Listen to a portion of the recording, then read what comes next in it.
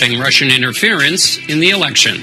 When Senate Republican leaders finally removed the veil of secrecy from their health care bill, they were met with stinging criticism from all sides, including their own. Even President Trump, who once promised a beautiful plan that would cover everyone at lower cost, has put away his trademark hyperbole. I speak from the heart. That's what I want to see. I want to see a bill with heart. Healthcare is a very complicated subject from the standpoint that you move it this way and this group doesn't like it. You move it a little bit over here. You have a very narrow path. And honestly, nobody can be totally happy. Republican leaders long ago gave up on total happiness and are just trying not to lose the 2 votes that would sink the bill. But opposition appears to be growing. Hey, Jimmy, we're afraid. You'll take Grandma's Medicaid. We'll talk to 2 key Republicans, Pennsylvania Senator Pat Toomey, who was part of the team that negotiated the bill, and Louisiana doctor-turned-Senator Bill Cassidy. And we'll break down a blockbuster Washington Post report that details top-secret efforts of the Obama administration to head off Russian attacks on our election process. We'll talk to a key Democrat on the Senate Intelligence Committee, West Virginia's Joe Manchin.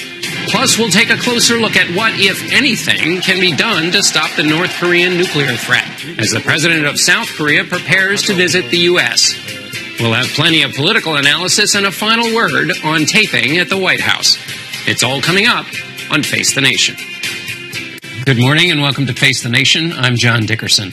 We're juggling 2 big stories today, but we begin with the investigation into Russian efforts to influence the outcome of the 2016 election.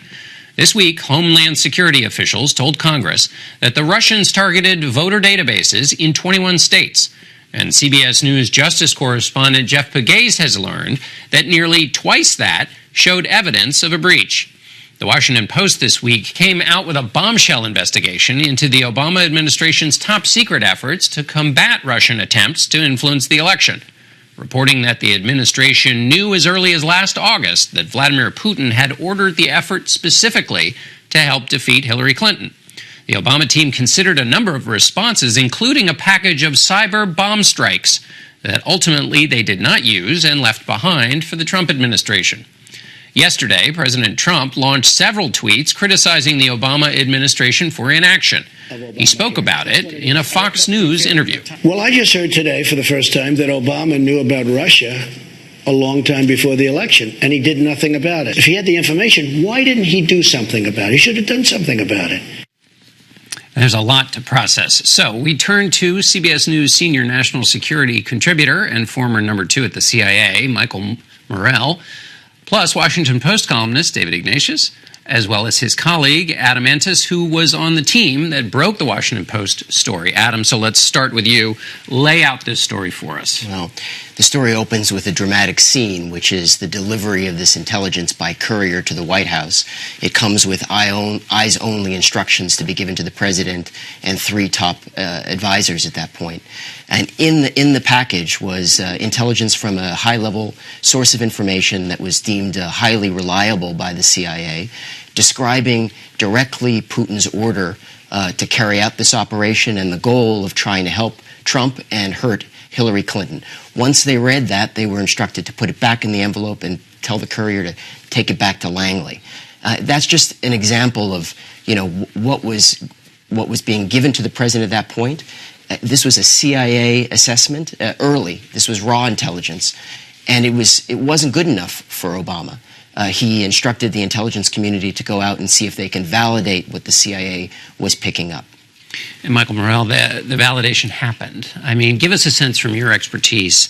I know we've talked about this before, but the president's been skeptical about whether this actually ever happened, whether it was the Russians, it could have been the Chinese. Put this latest story into context for us in terms of the intelligence, how solid it was, and what really administration officials know. So one of the important things, John, about intelligence is that the information doesn't come just at one time, right? It comes in very slowly over time. And so intelligence stories build. I don't know about this particular source, and if I did, I couldn't talk about it, but this seems to have kicked off the process.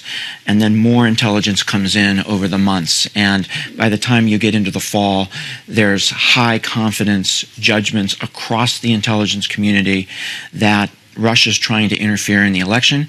It's trying to hurt Secretary Clinton. It's trying to help Donald Trump. And the orders come from the highest levels, Vladimir Putin. So by early fall, that's what the Obama administration knew. David Ignatius, put this in context. Is this a huge deal, small deal? How do people process this? There's been a lot of hyperbole in the coverage over the last several months in terms of the history of American threats and relations. It's a big deal. It was an assault on our election process. In the history of covert action, or even the history more broadly of intelligence operations, you wouldn't put this at the very top. There were three things that struck me about the reporting by Adam and his colleagues at the Post. First, they revealed that as of August, we knew, our intelligence agencies knew, this was Vladimir Putin orchestrating this. I heard the same thing in Moscow 3 weeks ago from Russian investigative reporters. This was personal. This was Vladimir Putin himself directing this attack. Second thing that I thought was powerful, against Secretary Clinton. Because of intense feelings about Clinton, I think more than anything else. Second thing that we see so clearly in this reporting is the Obama administration's fear that if they retaliated, if they did something, it would have terrible consequences. I heard that from my own reporting right after the election. They were scared that the Russians would do something. And just finally, this opens the door on a new era of covert action in which information itself becomes the domain of warfare. And that, I think, is beautifully captured and should scare everybody. Michael, grade the Obama administration response. Yes. So I saw three things in Adam's piece, too. I saw, okay, what can we, the Obama administration, do to make sure that this interference doesn't get worse? And I give them a pretty high grade on that piece in terms of the warnings that they gave directly to Moscow, John Brennan to his counterpart, President Obama, former CIA director to his counterpart, President Obama to Putin directly, the work that they did with states to lock down the voting systems. I think they get a high grade because I think they prevented this from being worse than it would have been otherwise. So that's the first thing. The second thing is the decision not to share fully with the American people what was happening. So the Obama administration did not tell the American people that Putin was behind this, and did not tell the American people what Putin was trying to do: hurt Hillary Clinton, support Donald Trump. That's a big decision.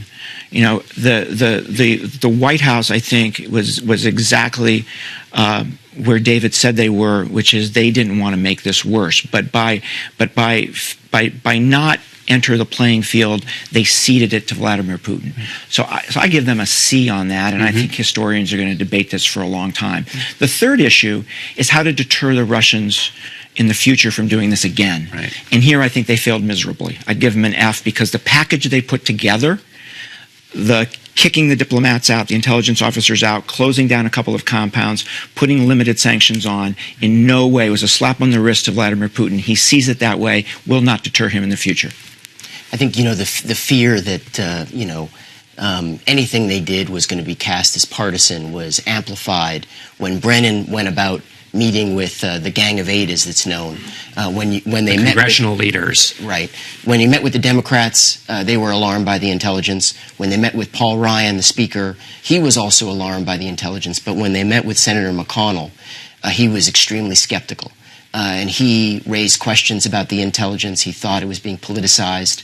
And from talking to administration officials who were part of that, that sent the White House, if anything, back to the drawing board. They were afraid that if they moved unilaterally, it would be seen as playing to Trump's public statements as a candidate, that this all was rigged in favor of Hillary Clinton. Finally, David, to you.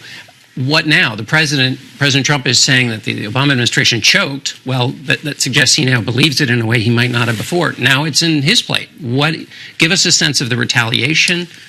Well, we don't know what options he's considering, but I must say, for Trump to, in effect, blame this on the Obama administration, it is true, as Adam's reporting documents, that they were slow to act. But one reason was resistance from Republicans. Mitch McConnell and the Gang of Eight, when briefed, did not want to take action. There was a strong voice against it when Democrats wanted to do more. Second thing, crucial. I mean, it may be right, as Michael says, that expelling the 35 Russians, closing down their compounds, was insufficient retaliation, but it was something. And Donald Trump, on the day that happened, said, let's move on to other things. We know that Michael Flynn, on the day that happened, talked to the Russian ambassador, and there's suspicion they talked about those very sanctions and how when we come, we'll undo them. The next day, Putin said, we're not going to retaliate. And instantly, Donald Trump tweeted, this man is as smart as I thought he was. So, I mean, and now he's going to blame Obama for not having taken action? All right, we're going to have to leave it there. Thanks to all of you, gentlemen. We turn now to Democratic Senator Joe Manchin, who sits on the Senate Intelligence Committee, and he joins us from Charleston, West Virginia.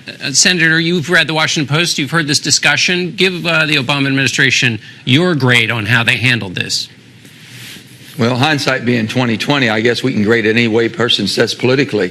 First of all, John, you have to have confidence that the intelligence community that we have, that you trust them, and they're accurate and they do their job. And I believe that. I feel very confident that our intelligence community is the best in the world.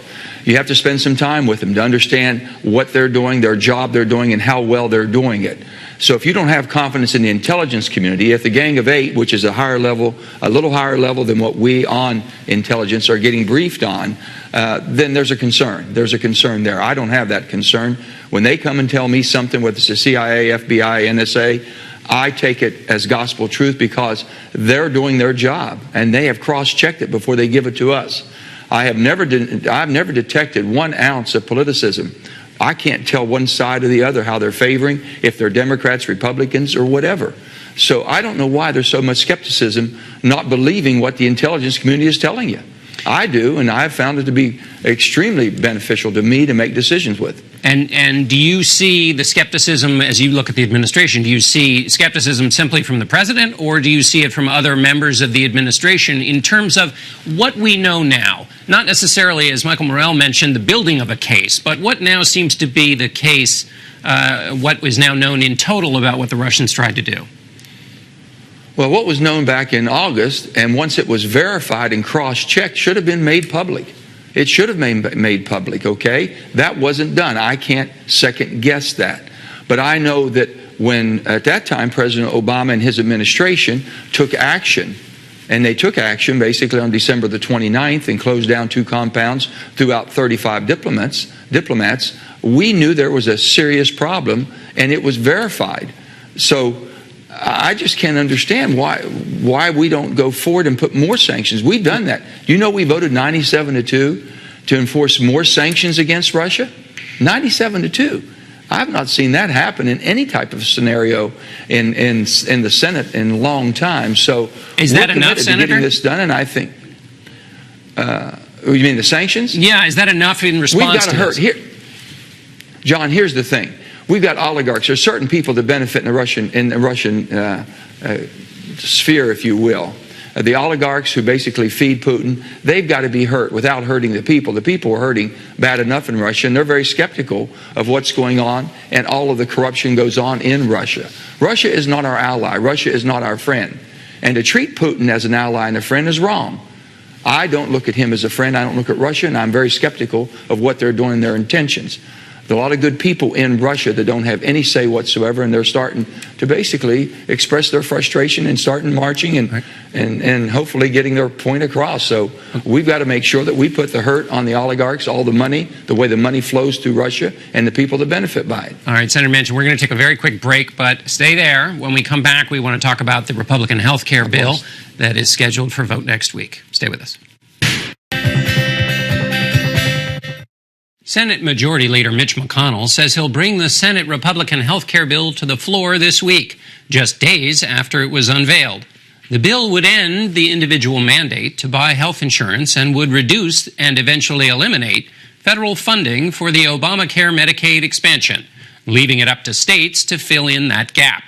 It allows states to seek waivers so they can drop services currently required, like maternity care, substance abuse benefits, and mental health treatment.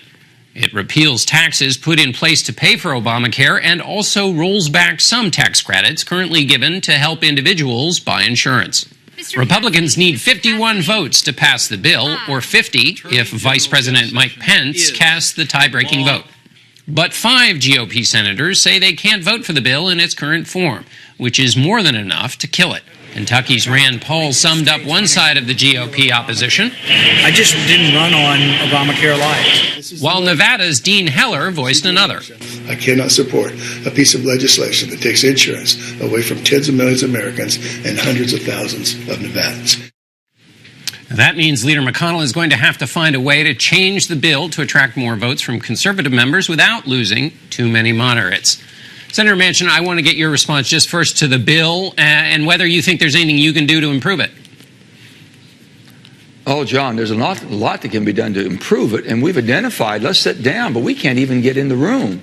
If Mitch would just expand to a bipartisan working group to repair it and quit talking about repealing it, we'd have a pathway forward. I think we could fix it. There's some good people on both sides of the aisle that know it needs to be fixed.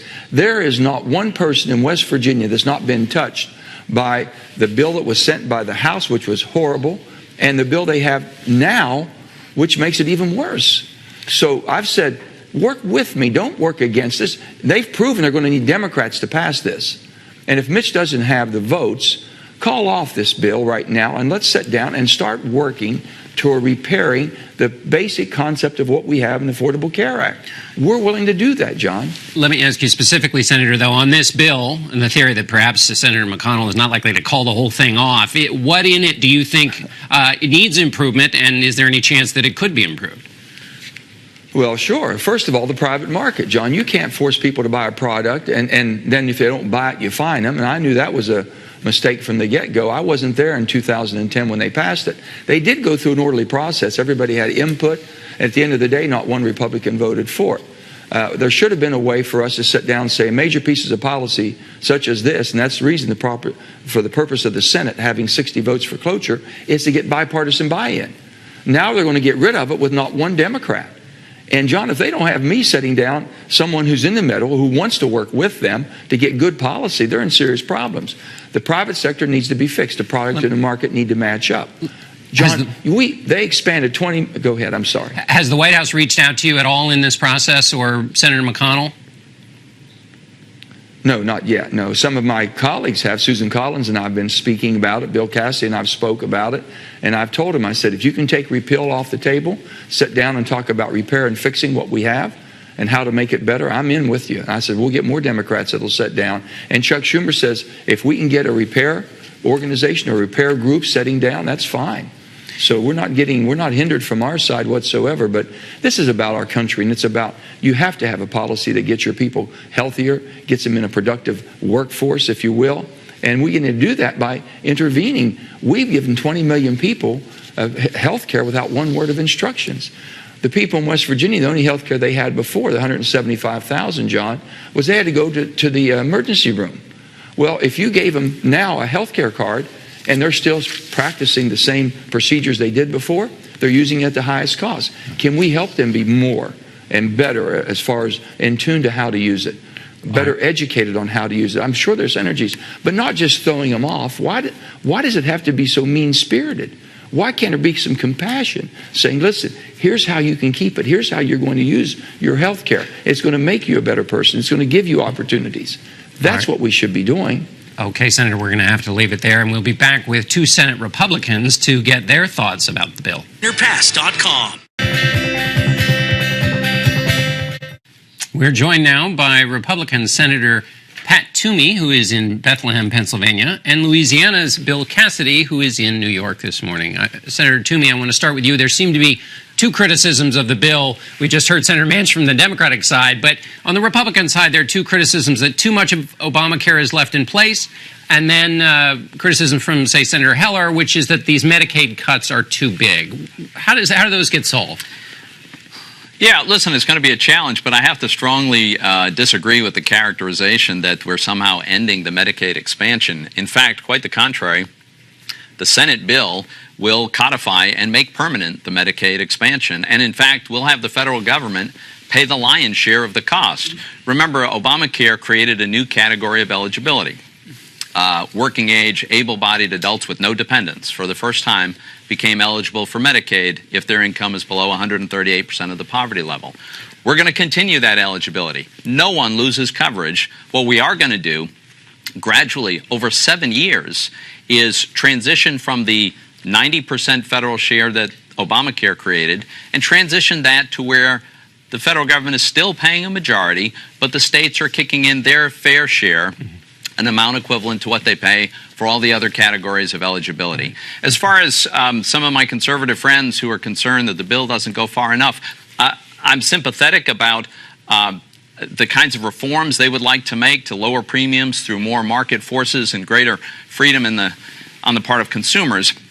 But I see this bill as a first step, a first important step in the direction of repealing those portions of Obamacare that we can, stabilizing the individual market, which is collapsing, and making important reforms to Medicaid. It's not the last step. All right. Let me ask, Senator Cassidy, you served in a hospital with a lot of low-income folks when you were practicing as a doctor. Picking up on what Senator Toomey said, the worry is on Medicaid is that as the amount of money shrinks, states just won't be able to cover all the people that need to be covered. What's your sense of that, and is that something that can be solved?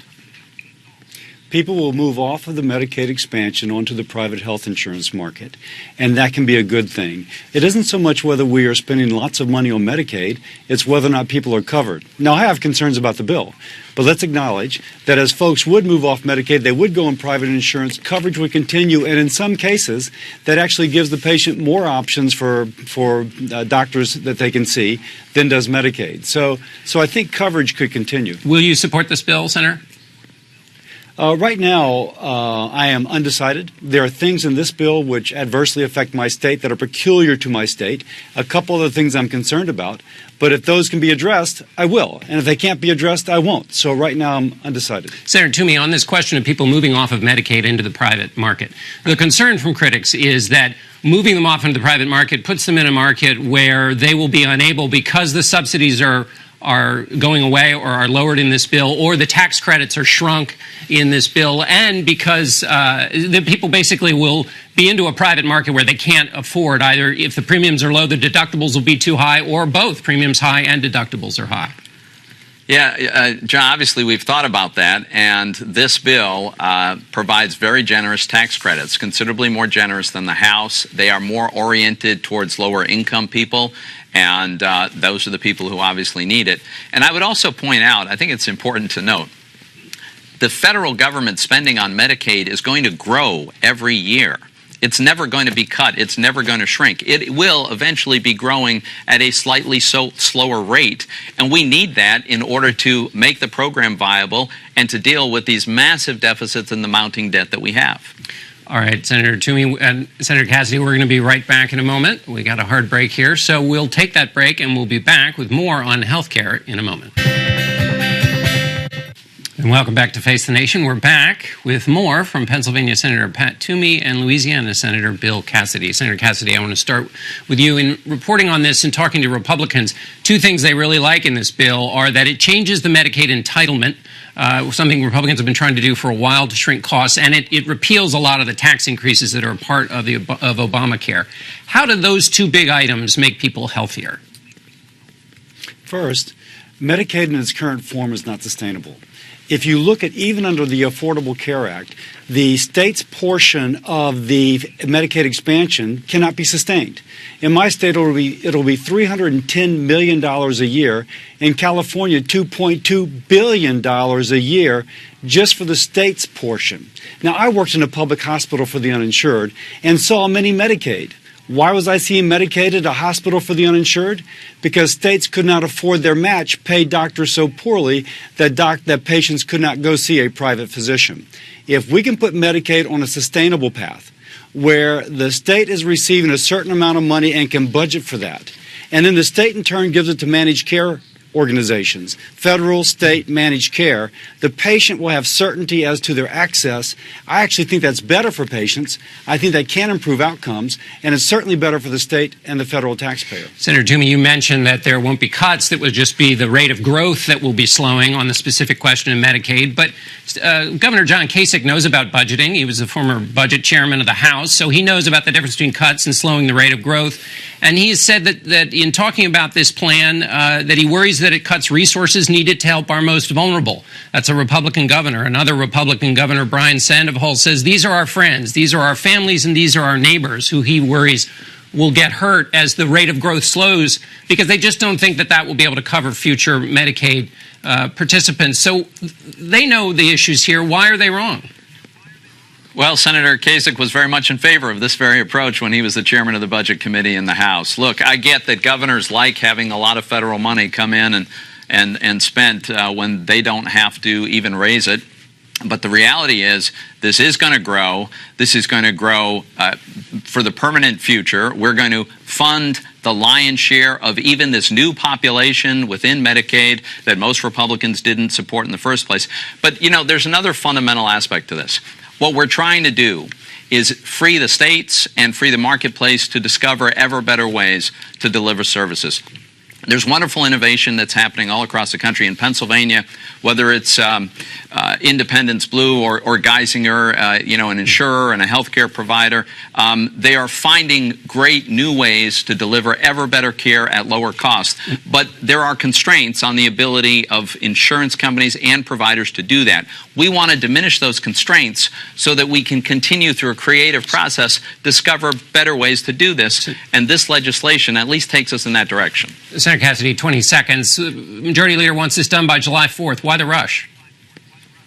I don't know quite why the rush. I frankly would like more days to consider this. That'll probably be a discussion coming back.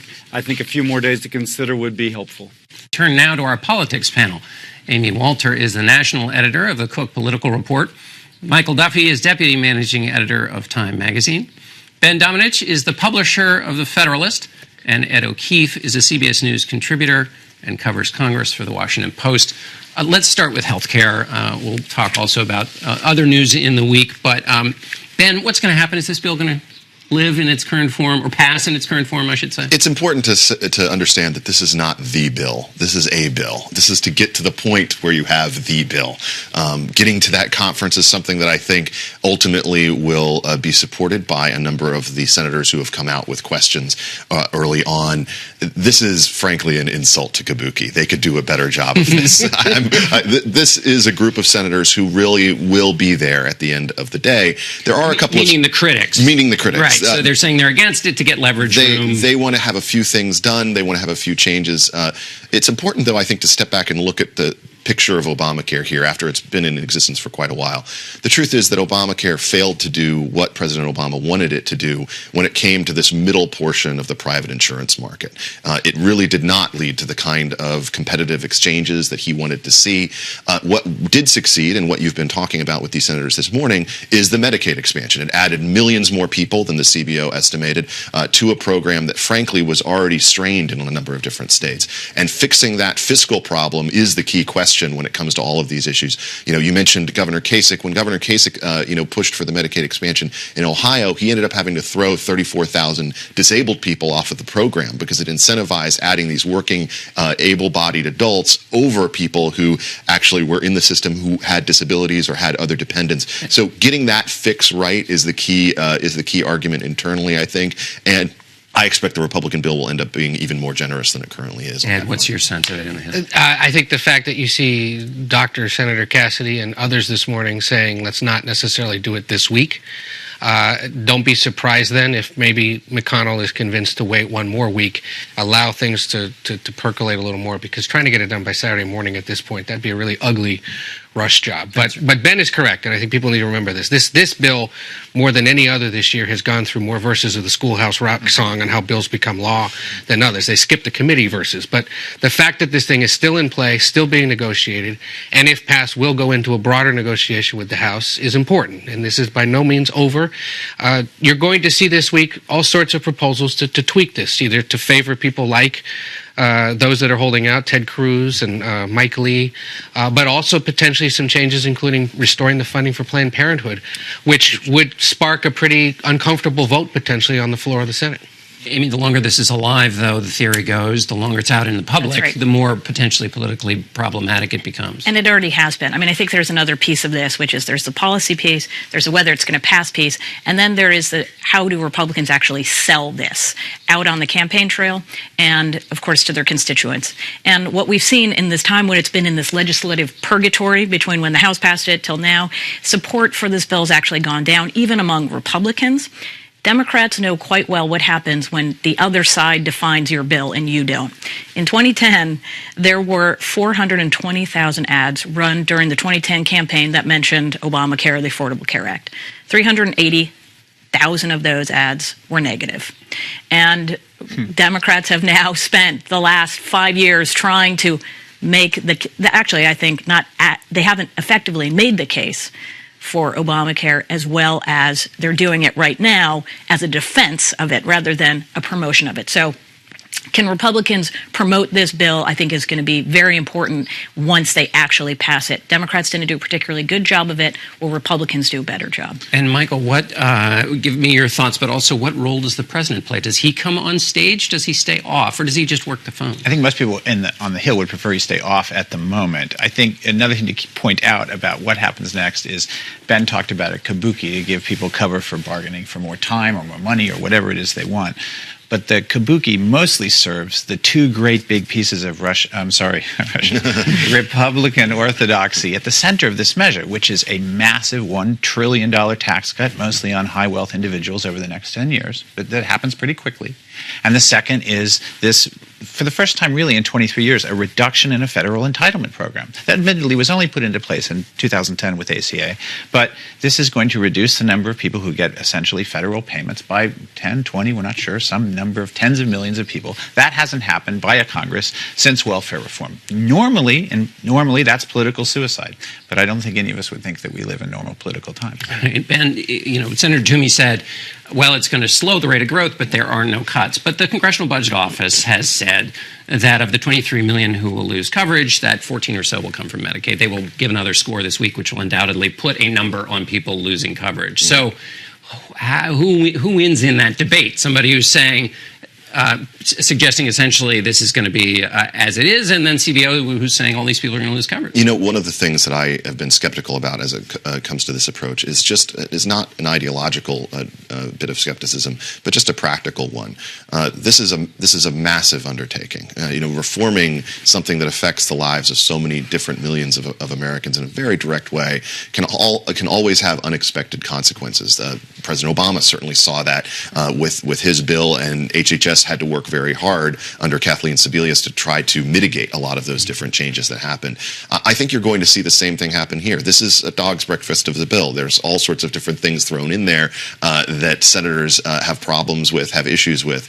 But again, they want to get to the point of actually being able to send this to the president's desk. I've never said that you should underestimate Mitch McConnell's ability to get something like that done. And I think, frankly, he's going to plow through a lot of these different concerns, add various aspects to the bill to try to satisfy individual senators and get there eventually. And it seems like promise kept is the biggest selling point for this. How does that work over time, though? Well, is that great, and that's all that matters? That's the test that Amy's talking about. You can keep the promise, but then how good are you going to be next year at selling this and promoting it and defending it? And I think we don't know.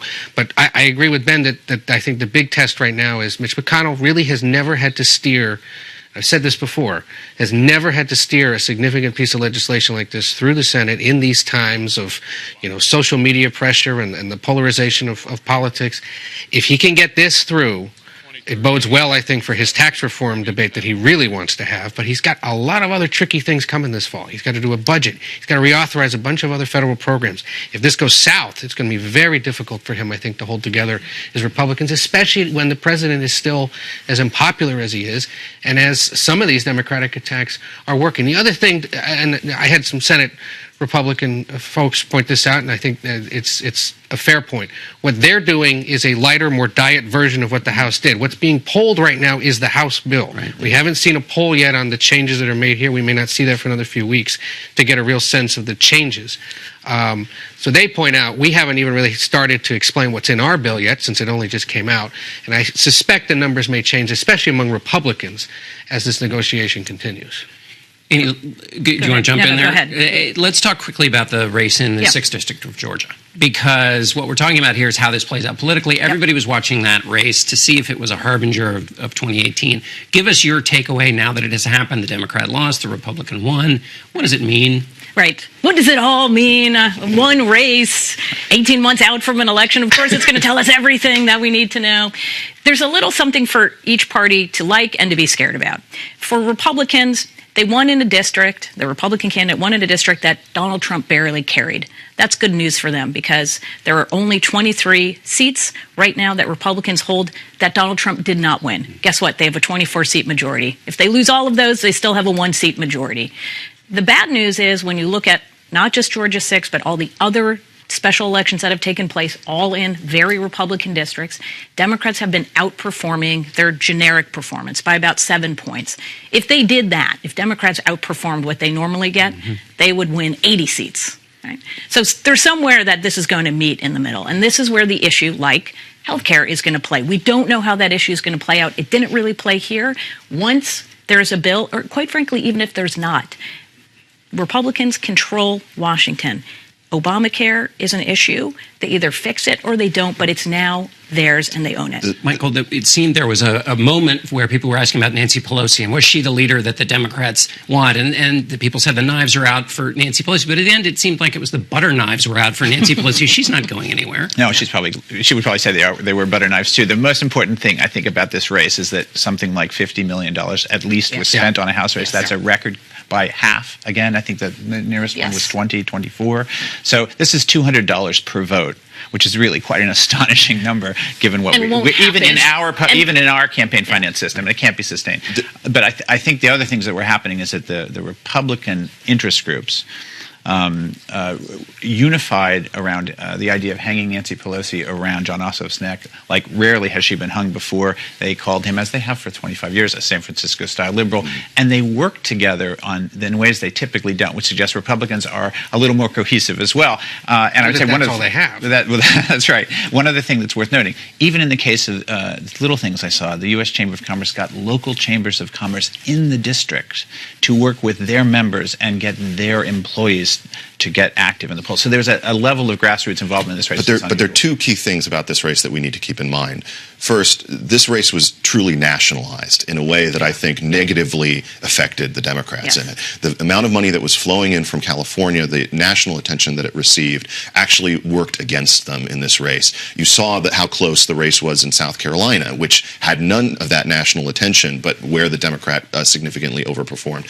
Secondly, you had the shooting in Alexandria by a frankly radical leftist who had been very public about that fact on his social media, including talking about this race and talking about beating the Republican in that race. While that didn't receive a lot of national attention, it got significant attention on local news programs in Georgia 6th, and you saw the polls on in the days running up to that election go from 2 or 3 points down for the Republican to 2 or 3 points ahead. We should not underestimate the fact that that shooting had a significant impact. And frankly, John, this week we saw in Washington, we talk a lot on this program about the degradation of faith in institutions. And you saw the FBI come out with this report that said that effectively this shooter was just someone who had anger management issues, that this was some random effect for someone who sat out in a van across from this nondescript baseball park in Alexandria and clearly had the intent of doing what he did. That had an extraordinarily negative effect for Democrats in this race. Real quick, spent most of the week outside of Washington talking to these Democrats who are starting to run, and they made very clear, stop talking about Russia, they said to party leaders. Nobody out here cares. Talk to us about the economy, about how you defend or preserve Obamacare. Let's see whether party leaders actually pay attention to that. Excellent. Thanks to all of you. That's where we're going to end for now. We'll be right back with a look at whether North Korea can be stopped. We're back with Mark Bowden, the author of Black Hawk Down. His latest book is Hue, 1968, a turning point of the American war in Vietnam. But today, he's here to talk about this month's cover story in The Atlantic. Can North Korea be stopped? Mark, let's just start with that answer. I don't think so, John. Our best hope is that China will apply significant pressure to get them to back away from this nuclear program, but nothing that the United States has done over the past 30 or 40 years has slowed their progress. And if you look at the actual military options that we have there, none of them are things that we would want to do. You've written about Vietnam. You know about the kind of public consensus that forms around ideas, and they kind of create a momentum of themselves. And as you write in the piece, there is this consensus in both the left and the right that North Korea cannot have a nuclear weapon. Right. Why? Because, they have been a serious threat to obviously South Korea and to the region for many years now, particularly over the last 10 years. And I think for the United States, the threshold has always been building a missile that could potentially reach the United States mainland. And they are probably, most estimates are 3-4 years away from doing that. And that means that, they couldn't just wreak havoc in their region, they could actually threaten the United States. This week, the South Korean president is going to be coming to visit with President Trump. He has said that Kim Jong-un is not a rational person. He told that to our colleague Nora O'Donnell, but that he's willing to sit down with him. So, how do you think that gets worked out? Well, I don't think that Kim Jong-un is an irrational person. I think he is precisely the person you would expect him to be, a product of that regime and that family, to become the supreme leader of North Korea. You couldn't design someone who fits the mold more perfectly. So, I don't believe that short of giving him something he really wants, that the negotiations are going to get him to back away from nuclear weapons. They're too central to their whole philosophy of being. And you mention, or you write in the piece, this notion that, and this gets back again to the why would it be dangerous to have North Korea with a nuclear missile, is that there's a sense of destiny, of almost universal, their future is wrapped up with being a power that fights against a big Western aggression. Sure. Their sort of guiding theory for years has been that the United States is going to launch a huge invasion of North Korea, and the buildup of their military and the nuclear program and the missile program is all designed to make it too costly for the United States to take that step. And that's why, none of these military options would be desirable, because they have the capability right now of killing millions of people with one or two weapons. And give us a sense of what the U.S. military options are, and are they live possibilities? Well, we certainly hear them talked about a lot. One is to just go in all out, take out the regime, destroy the North Korean government, and eliminate the threat. Another would be to ratchet up pressure, turning the screws, I call it, which is to target their nuclear reactors, their test sites, and ramp up the pressure to get them to back down. A third option is to take out Kim Jong-un and the people around him, which would be virtually impossible, but theoretically, and you wouldn't know what you'd get when you were finished. And the final option, which is another bad one, is to just accept the fact that they're going to succeed in doing this, and we're going to have to live with it. One of the things that came across in the article was that if the U.S. did try any of these, other than the just living with it, basically North Korea has been preparing for an assault from the West since 1953. Right. They're ready to retaliate. Yeah, the Korean War never ended as far as they're concerned. Right. And then you also made a good point about what in the aftermath, not just the succession, but the cleanup. Who's in charge of? Even if it were possible to somehow take out the threat without him getting a single nuke or chemical or biological weapon out, without him killing millions of people, so we're successful. What have we got now? We've got a destroyed North Korean infrastructure, no government, millions of refugees pouring over the Chinese border, the South Korean border. Essentially, the United States would have to move in and govern North Korea for a generation at least, and I don't think we've been too